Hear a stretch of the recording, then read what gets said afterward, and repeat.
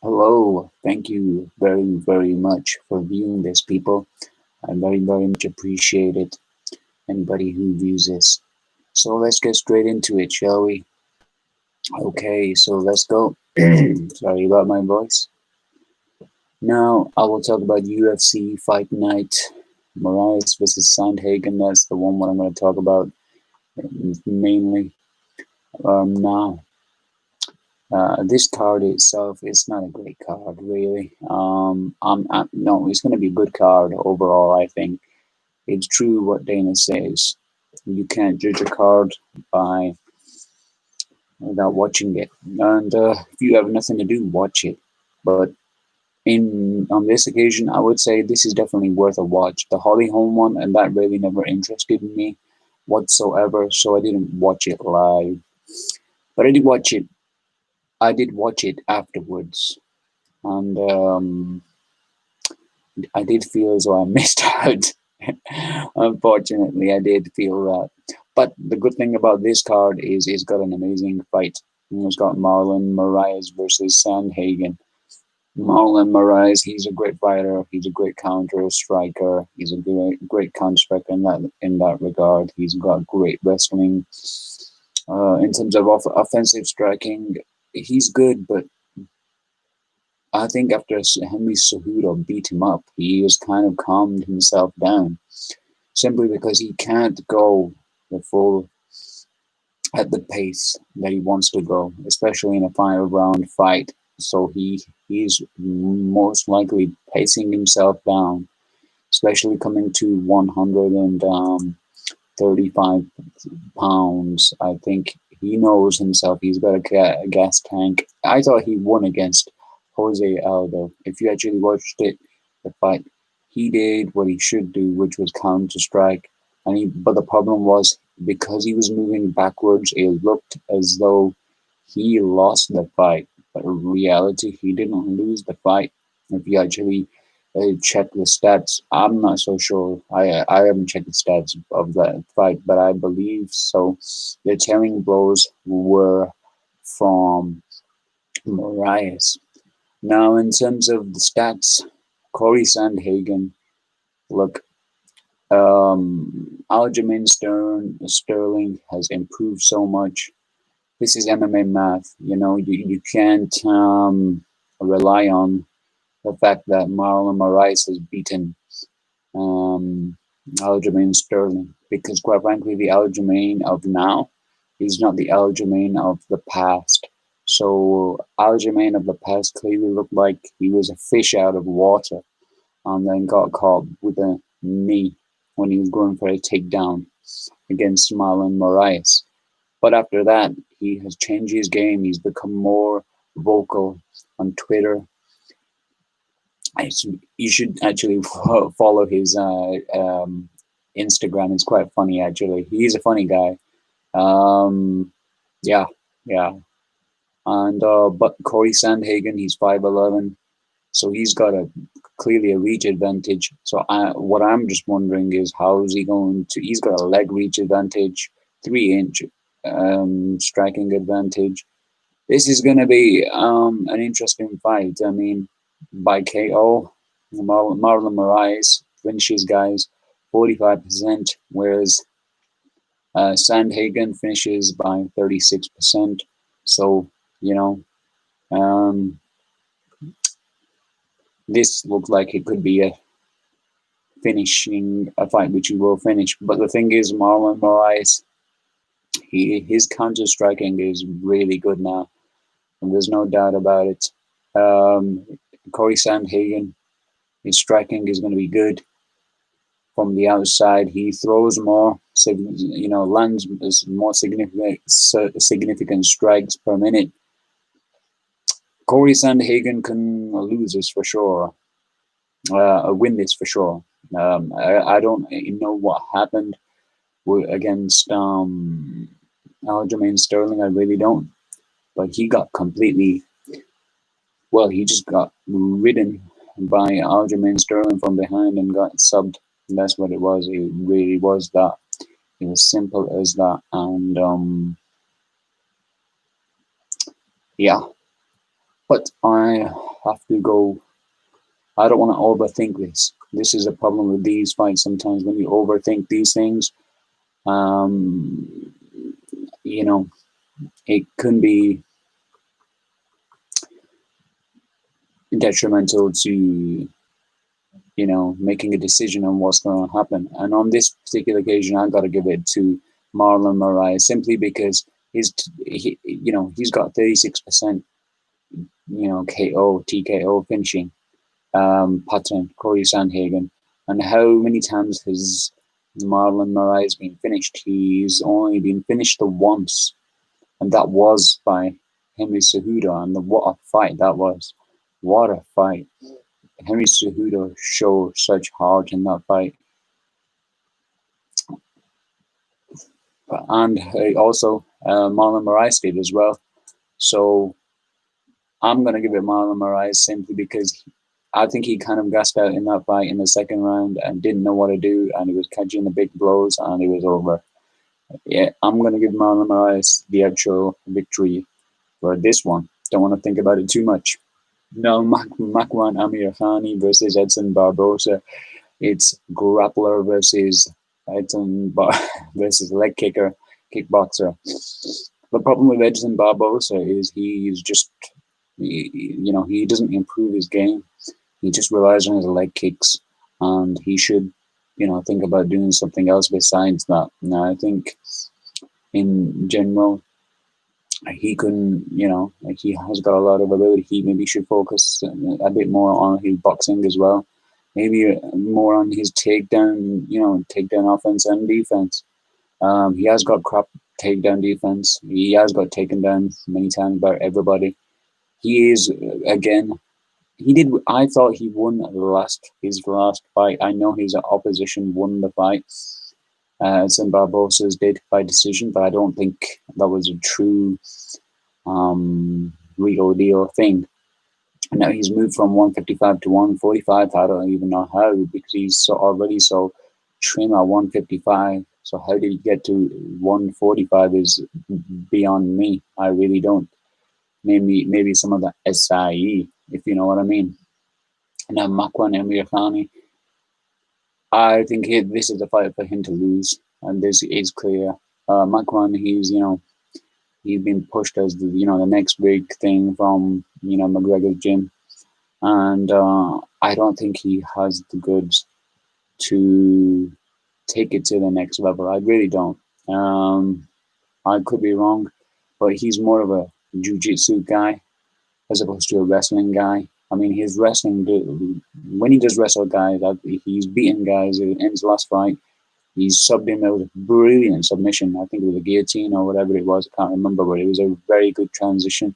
But it's all jiu-jitsu. His frame is not built for wrestling, and that's where the problem lies. Guys who have dominated Edson Barbosa have been wrestlers.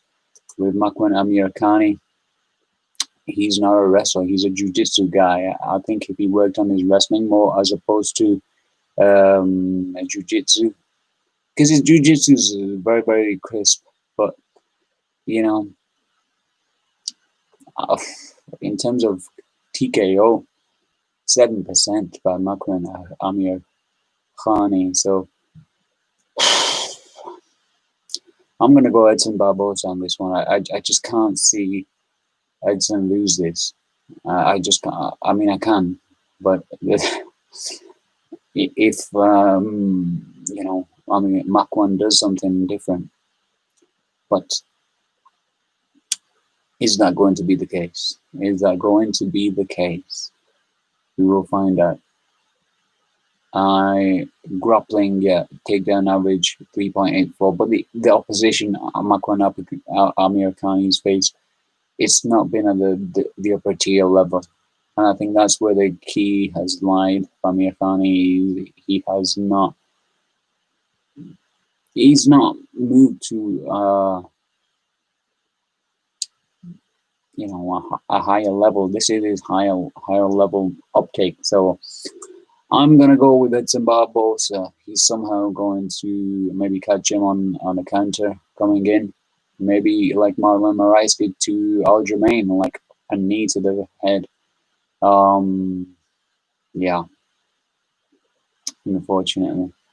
For good luck. May the better man win. Ben Rothwell versus Marcin Tybura. I don't know much about Marcin Tybura. Let me just have a look at his record briefly. I will personally give Ben Rothwell the win simply because he has a lot of, as time has gone on, it is what it is. He got popped steroids at one point, but he has always had the ability to, beat guys. Now his opposition, uh,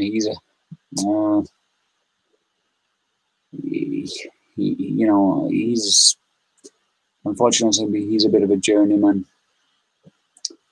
I don't, I don't think he's gonna do this. I really don't because he's beaten the last two opponents that he's beat. He is beaten by decision. I don't think it's very impressive. Um, Glenn Rothwell, if his mind's there, he's gonna win. He's gonna win convincingly. So I'm gonna go with Ben Rothwell.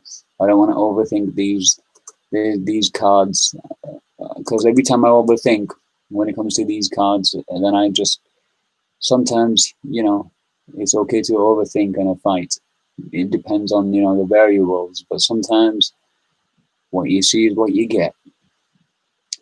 Now, with Marcus Perez versus Dricus Du Plessis. Let me see.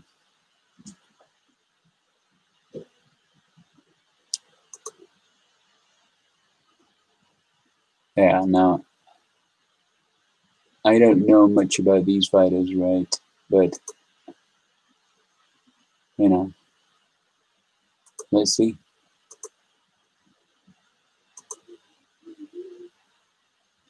Yeah, Alejandro Perez. This is all. I think this fight is gonna be up in the air, man. Is he the same guy I'm looking at? I'm not sure. Marcus Perez.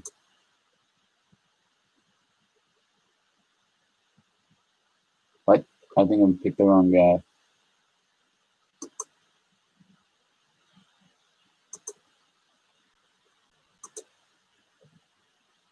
Anyway, let me go to Tom Aspinall first of all.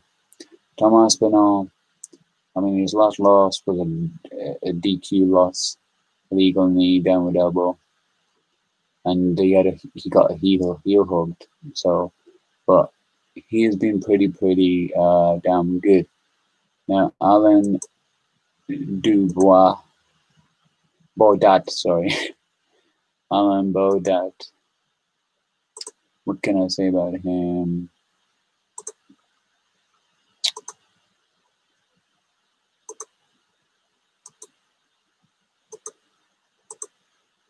I'm not sure what's wrong with my connection right now. Apologize about that.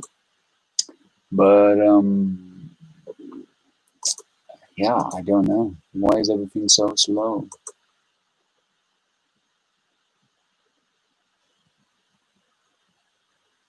Anyway, I don't really want to talk too much about the Tom Aspinall. I think as far as Tom Alan Bordeaux. You Alan Bordeaux. I'll go on to this quickly.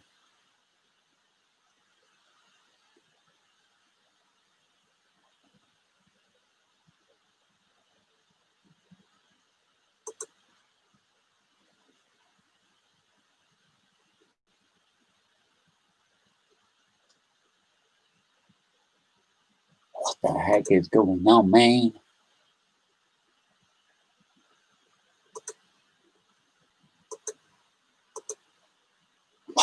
Forget it.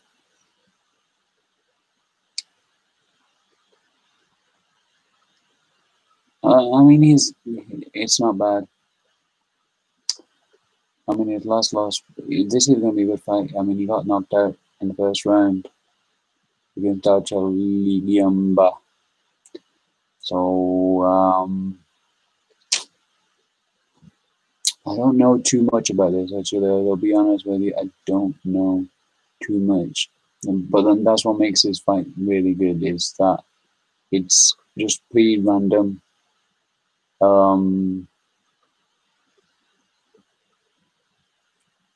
he is a finisher.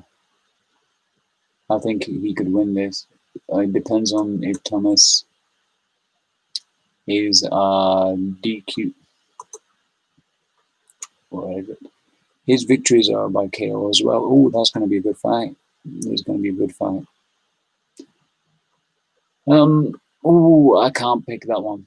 I don't know enough about it, so I'm going to have to leave that one. It's 50-50, I would say, on that one, but it's going to definitely watch that one, I would say. As far as the other one, I don't really care about any of the other fights on that. I'm sorry. I don't. Okay, so because they're not leading to a title shot or anything like that. So briefly, anyway, I will just talk about a few things with in the UFC which are happening at the present time. Now, one of the main things is, first of all, we have John Jones versus Israel Adesanya. They've been going and coming back against each other verbally on the wall. Uh, you know, on Instagram or Twitter, tweeting at each other, hating on each other, which is fine. It's understandable, but yeah, Israel brought his mother into it. Brought John Jones' his mother, and yeah, that's not right. You shouldn't do that. But I think he brought his mother into it because John Jones brought his father into it because he's saying that your father thinks that you're ready. Is your is it just your coach who doesn't believe in you? And then he came out with that comment, which was a bit low. He shouldn't have done that. You shouldn't go there. I think he went simply because he brought his dad into it. Um, but I think all this trash talk. Now we all know what's going to happen. Israel is not dumb. He's clearly not dumb. He is just using John Jones for what is worth. Is basically attention.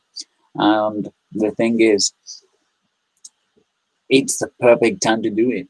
I think what it is he's going to talk a lot of trash, which he has, Israel has, but he's not going to deviate from his game plan. He's going to fight him in 2021. I think he will fight him maybe in July next year or towards September. That's my thoughts on that. John, he is not going to budge from that. John Jones, he's really trying it. He's not playing a dumb game. It's not as though he's completely emotional in this. He's bringing out the worst out of Izzy simply because he wants to face him in a fight. And he wants to face him straight away, and that's what he does. Will he do it? I don't think so, because Izzy, on a mental level, he is clued up. He is very, very, very clued up, and I don't think he's going to get in the bait department on that. Catch the bait, so to speak. So yeah, all that talking is going to be for nothing for Jonathan. Jonathan's wasting his time because, quite frankly, Israel is not going to deviate from his game plan. Now, even Israel's coach on Submission Radio talked about John Jones. He said, "Oh, it's not just up to me; it's up to the other coaches as well." And he just left it open. It wasn't as though that he's saying yes or he's saying no, or he didn't even answer the question about, is he going to fight John Jones soon, or when is he going to fight him? He just left it completely open. So that clearly see, from my opinion, it's not going to be the key. Of because they don't want the fight. They literally don't want the fight. And now, as far as Khamzat Chimaev, I think that would be perfect for Israel Adesanya because I don't know now. If you want to beat Israel, it's best to beat him now because he doesn't have the experience. The moment he's going, the more you leave it, the better he will get. So the best thing to do is, if you want to beat him now. And I think it is Israel Adesanya, if he's got the guts to do it, which he has, I don't doubt that, but it's a very risky proposition for him, really, because I do feel as though he can get beat by Khamzat. Khamzat is ready. He's literally ready. He is not a joke. He's literally ready to finish him, and he's got the takedown defense as well, not takedown offense as well, to take him down. He's got the striking and he's got the takedowns, so he can definitely win this convincingly. And I think I really do believe, I think Israel could lose that fight. Israel could lose that fight. But if he wants to face him, if he's going to face him, or if anybody's going to face him, they should face him now. Now, Usman and Usman was even open to the idea of him facing him, but obviously, he's not in the position. He's not saying that, you know what, I want him next. He wants Gilbert Burns. Apparently, his fight is cancelled in December. I think he's going to fight in January. So, according to Ariel Helwani, that is the case. So that is that on that matter. So I don't think that will be the case. But the thing is, they should fight in December. They should. Israel and Khamzat should fight. Because, or if Israel's clever, he should fight Chris Weidman. He really should in December. He should fight Chris Weidman. And the reason is Chris Weidman, unfortunately, he's on so many injuries. He's not the same Chris Weidman he was 3 years ago. Unfortunately, he isn't. I mean, the last guy we beat, he was more like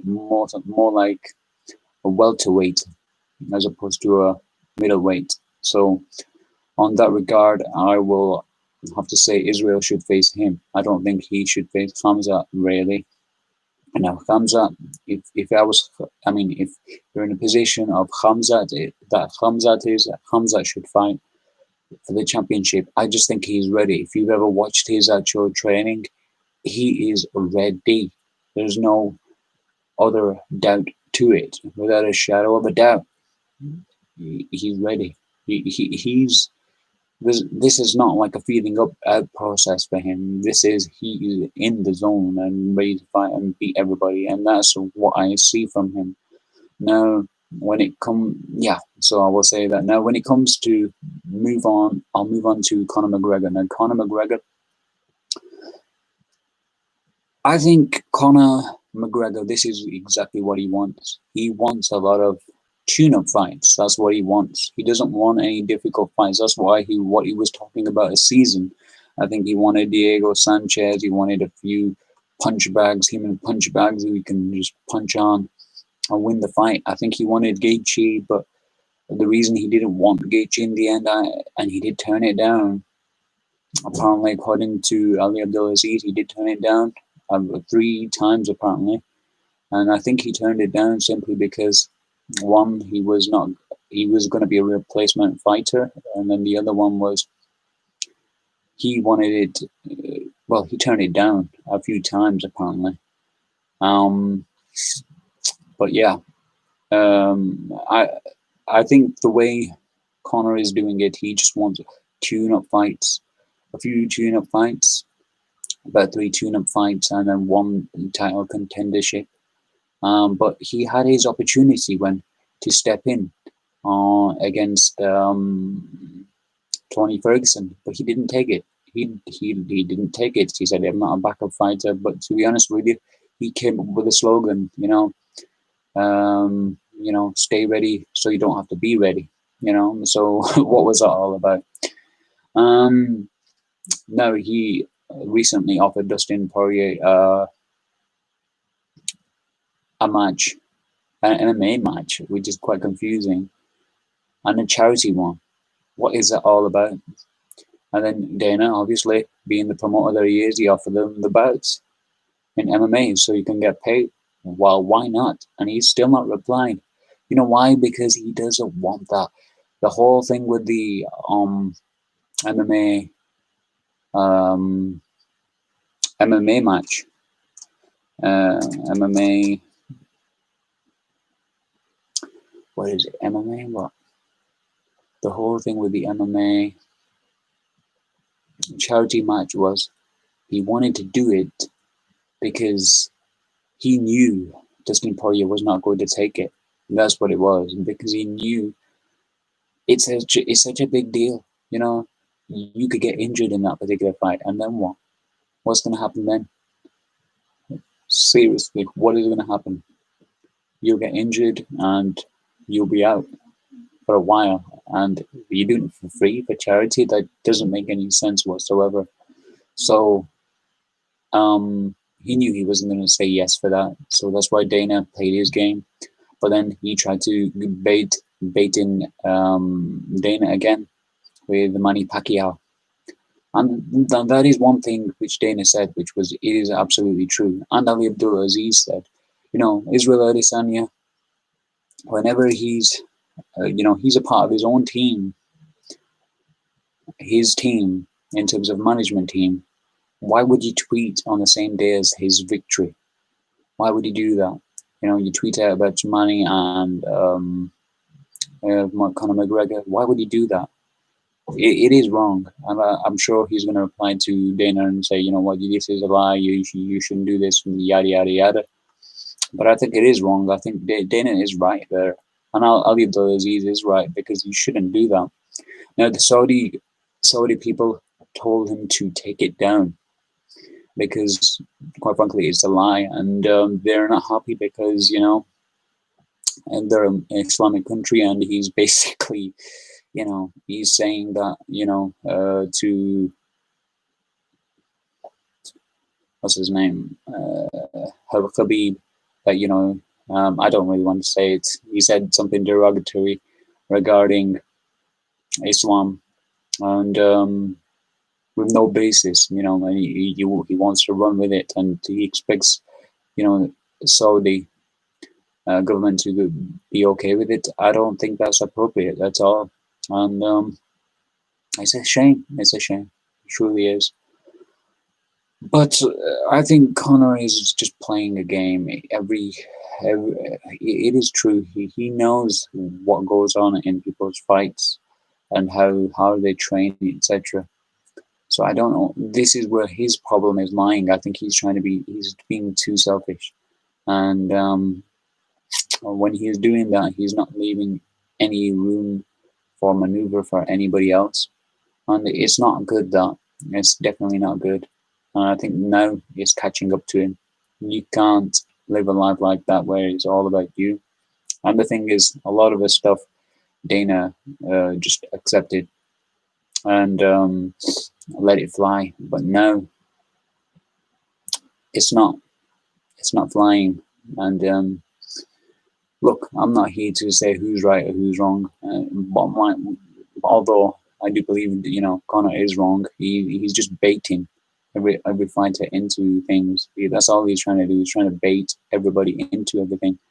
But he's not going to fight with Dustin Poirier because he's not returned the bout agreement. He's not signed the contract, and he's not going to. He's not going to do that.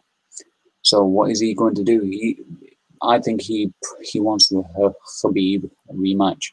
I don't think he should have it. I really don't. I think he should have a top 10 fight like Dustin Poirier, and then go for the actual championship, because that's what Khabib had to do, and that's what Poirier had to do as well. And the fact that he wants to fight Diego Sanchez just says it all, really.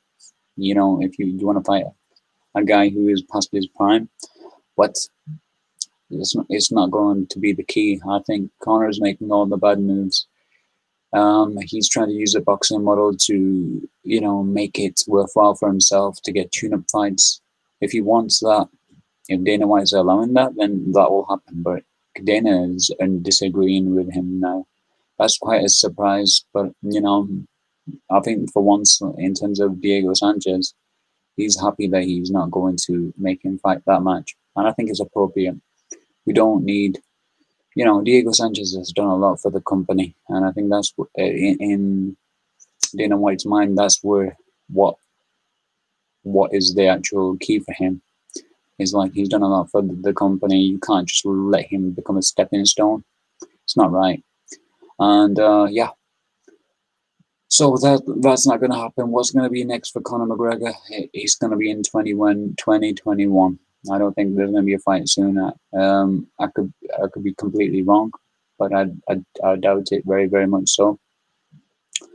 Okay, I will do some more questions and regarding other matters in MMA later on. This is from me. This is, you know, my preview show as such, and just talking MMA in general. And that's it for me as of now. So thank you for viewing this. Peace out. Peace.